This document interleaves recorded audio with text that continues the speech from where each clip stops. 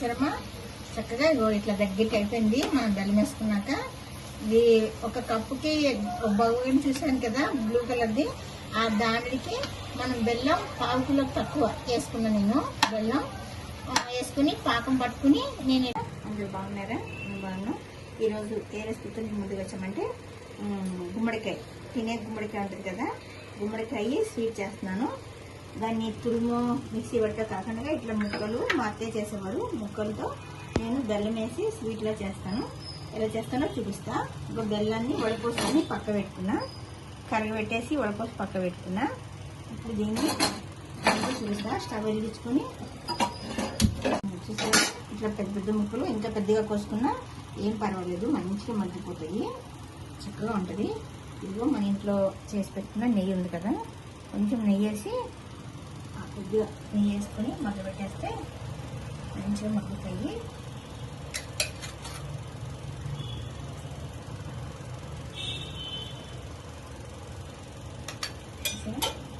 ఒక స్పూన్ వేసాము.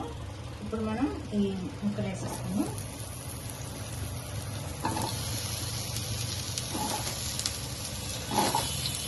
మాట చేసేవాడు బాగా, చాలా బాగుంది.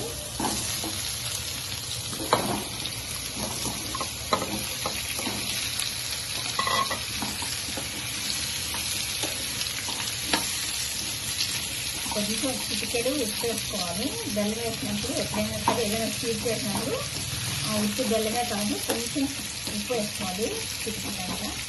ఇప్పుడు మనం దీన్ని మూత పెట్టుకోవాలి. చూసారమ్మా, 15 నిమిషాల తర్వాత చక్కగా ఇలా మగ్గుతుంది.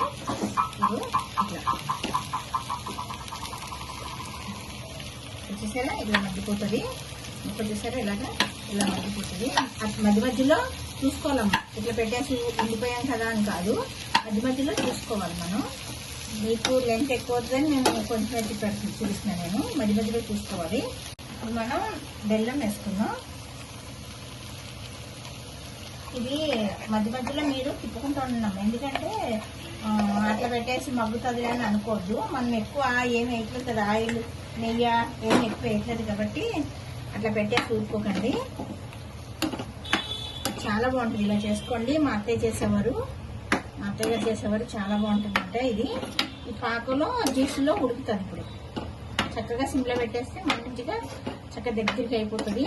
ఈ ముక్కలందరూ ఉడికి దగ్గరికి అవుతుంది, చాలా బాగుంటుంది. మీకు ఇష్టం ఉంటే ఇలాచీ పొడి వేసుకోండి, ఇష్టం లేకపోతే ఊరుకోండి. చూసారన్నా, చిటికెడు ఉప్పు వేసుకున్నాం, కొంచెం లైట్గా ఉప్పు వేసుకుందాం, బాగుంటుంది. వేసుకుని ఇట్లా ఉడకాలి, దగ్గరికి మంచిగా దగ్గరికి అయిపోతుంది.